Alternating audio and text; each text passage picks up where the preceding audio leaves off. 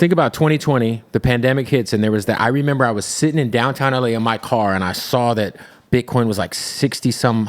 It was like under $7,000, and I was like, damn. But I was tripping. I was like, nah, man, the fucking world might end. Yeah, see, this pandemic starting. The biggest risk, not taking no risk. I'm like, damn, I could have really but like you said, it's like at the end of the day, man, it's very, very like educate yourself.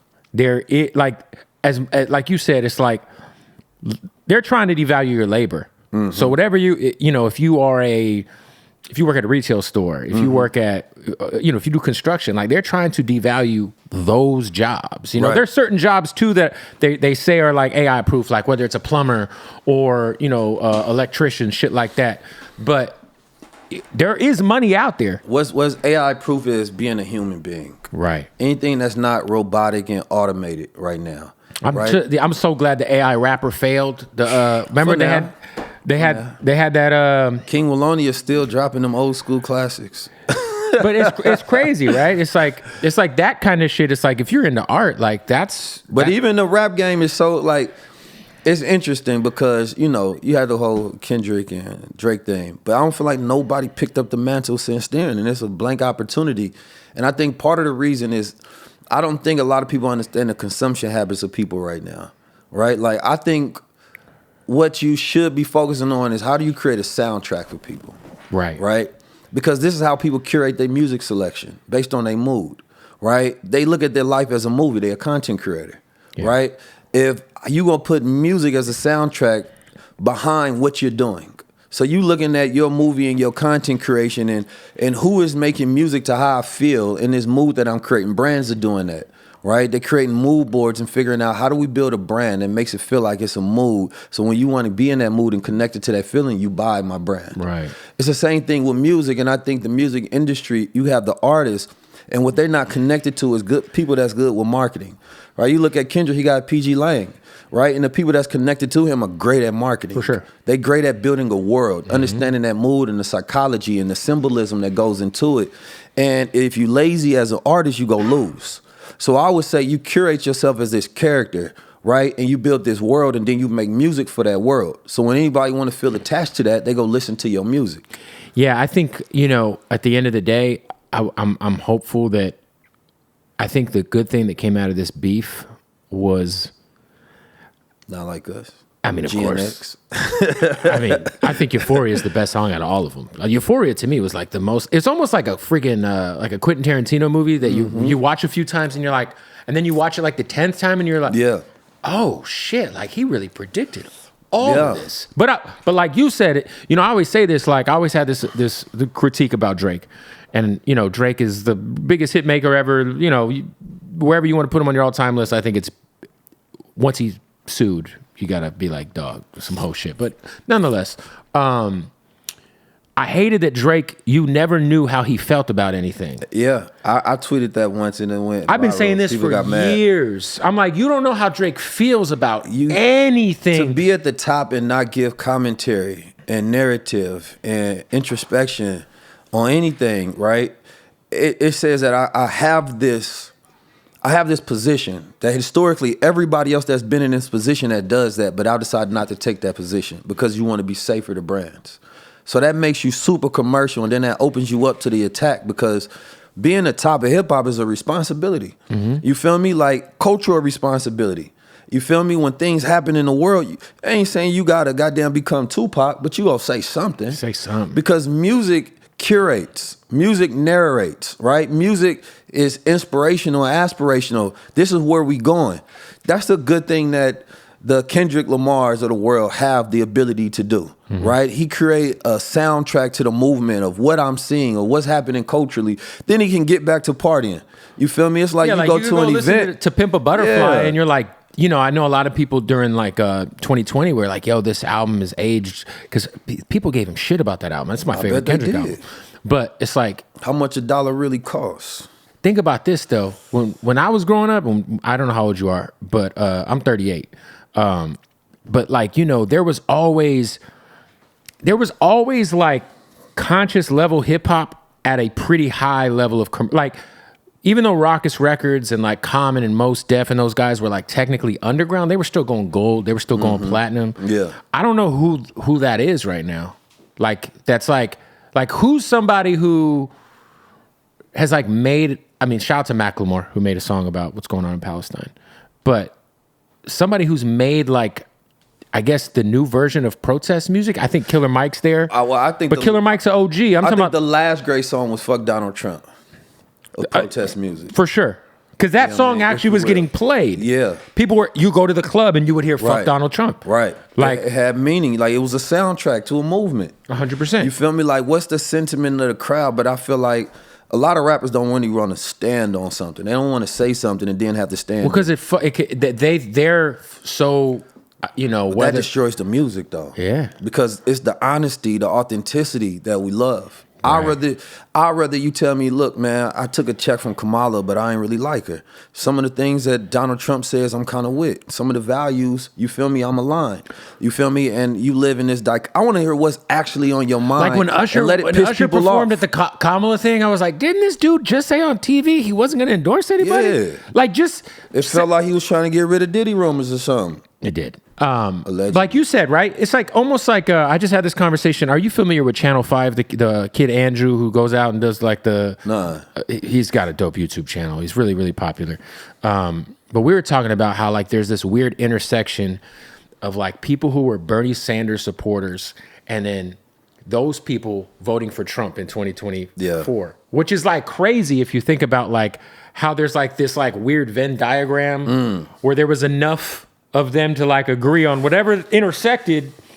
Well, you gotta say if you're gonna study history, you gotta study the Southern strategy. And the Southern strategy was trying to figure out how to misalign and realign. When a base becomes unaligned with their base, it gives you an opportunity for you aligned with yours, right? And so it's how the Republicans was figuring out how to steal the Democratic base. Democrats would go so far. What would all black men been complaining about these last years is the emasculation of the black men. Yeah. Who did we attribute that to? The Democratic Party. So anybody that speaks to those values and made them feel like you're aligning with mine now, right? But then the Southern strategy goes towards this fact of how do we say nigga without saying nigga, right? I forgot the guy, and people go study the Southern strategy, look it up on YouTube, and you'll see him. And he was basically saying, well, we can't say the nigga word no more, so we need to figure out a way to affect black people and have code words without having to say it. So one of the things he talked about tax cuts, he said, well, it's going to have if we doing tax cuts only for the rich and black people are the poorest, then it's going to affect them the most, right? They will put together all of these things, right? It's like the new way of saying DEI, right? Or all these things. How do we figure out to affect these niggas without having to say nigga? And basically, how do we stay white supremacists in power in this changing landscape? Because they understood that they couldn't do it direct no more. These are not my words. You can go study it and see this has been a strategy that they've been working on, employing for a long time. And my thing, Kev, is the fact that they laid out and said, we're going to have a first 100 days. The way to respond to that is, okay, well, these going to be our first 100 days. It's not to complain. It's not to protest. It's to respond. It's not to react. It's to respond. That's your first 100 days? Cool. First 100 days, we don't like corporations because we feel like when they say FDEI, they saying F black people, whether that's true or not, because black men don't feel so connected to it, mostly because we don't know what we actually got from it. Right. Right? But whether that's true or not, we still get to utilize that moment to say, okay, well, we want to boycott y'all anyway because it's better for us to boycott with each other. So we got the boycott, we don't buy from y'all, but the boycott, we buy from ourselves. And we say, let's become prosumers. Let's produce what we consume. This is the greatest opportunity in Black American history for there to be a mass movement of realigning, right, with the radical thought processes of our own economic rights, our own economic vehicles, where we create an economic network. We got digital nation states already. The problem, though, Kev, is the fact that we don't all agree. So I call out all black organizations from the NAACP to the Black Caucus to the NABJ to all of these different, and I say, okay, why don't we sit down and have a round table? Trump don't stop us from doing that. Right. So you telling me we can organize a protest, but we can't sit down with each other and come up with an agenda? How come we got the Divine Nine, which was started from the Bootleg, secret organizations based on skull and bone activity? You got the Black Masons, you got the Muslims, you got all of them. So if I want to create change in America, I would go to all the leaders. Then I would get the people in every organization to ask, yeah, why isn't the black church sitting down with the black Muslims if we figure that this is our biggest incredible threat? If it is as bad as you saying, and this is the most radical shift that ever happened, then you're not willing to do nothing radical to respond, right? That lets me know that either you're sold out, you don't care. Only time you do care, right, is when you feel like you need to save face in front of the people. So you go be Al Sharpton and go do a protest inside of Costco to boycott with them, which means absolutely nothing at all. Right. That generation is just over with and dead because young people don't respect that shit. So for me, it's calling out us. Right, the ex-Kenyan president came out and said, "Why y'all crying?" He was talking to his people. Oh, I saw the Kenyan president. Yeah, he was like, "Yo, let's build our own. Like, build our own. The U.S. don't owe us no money." Like that, man. Yeah. When they put sanctions, when Trump originally put sanctions on China, where they can't buy chips, so-calledly, right? What they did is say, "Okay, well, we about to focus money towards how do we do it without y'all." Right. Then you get DeepSeek. Right. Right. An advanced model. Fucked up NVIDIA stock. What does that represent when I look at that? You feel me? Like, it gives you a blueprint, man. Listen, if you can't goddamn drink in they fountain, make your fountain better. You know what I'm saying? If you can't go to those schools, make your school better. You feel me? Prove we don't need them, they need us. Because what happens? Americans, number one, are the biggest consumers of the world. But black Americans are the biggest consumers in America. If we shift our economic activity towards ourselves and creating our own vehicles, the problem is we're afraid to think long term. Yeah, it's going to take some time, but so what? This is how you set up your children.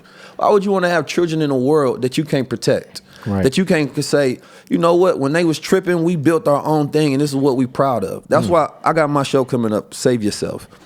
And think about it like this, because it's a message to us, save yourself, right? If you see a grown man drowning in the pool, right, and nobody's helping him, why you think that is? He's panicking, he's drowning, you know what I mean? He tripping. And everybody just looking at him like, bro, save yourself. Because the whole time the water not even that goddamn deep. All he had to do was stand up for himself. And this is the analogy I see with us. We act like we drowning when we not. All we gotta ever really do is stand up. But we act like our legs don't work. We don't want to get to moving. So I see it as a viable option. When I talk about blockchain technology, I'm not saying it from a capitalist stand view. I don't care if we don't own it. If they can create meme coins that circulate hundreds of millions of dollars amongst themselves, then how come we can't do that? Right. Then we raise funds fast, buy major assets that we now own, right, and do for self. How can we create our own? First of all, you study Estonia. Estonia is one of the most digital nations in the world because they see where the world is going. They prepared for it. They responded. Now you can create a business in like 10 minutes. You can become a citizen of Estonia and then contribute to their GDP, right, digitally. If you take that as a stance and all these groups create their own digital nations and then they're buying physical assets, then they got their own currencies attached. Because we live in a time of blockchain. Why are we not doing that? Because we're not focused. And most people still don't even understand blockchain. We don't need everybody. Right. We only need the leaders to understand it. Yeah. I think the idea of trying to get people to unify, we look at it as if we need 45 million black people to come together. You don't need that. You go take, again, these organizations, you take the top black organizations, bring the presidents and CEOs together and have a round table. If they don't want to come to the round tables because they sold out and they owe another community more than they owe their own. So it's about allegiance. I don't need unity. I don't even want everybody's unity because some people ain't worth shit right now.